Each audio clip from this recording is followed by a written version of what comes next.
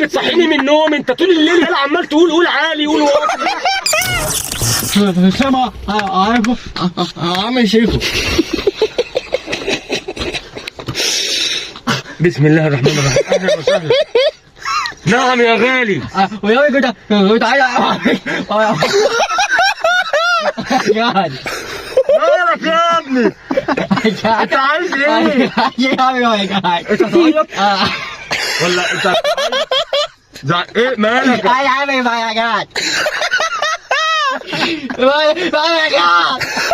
يا صاحبي انت بتتكلم بجد ولا جاي تهزر؟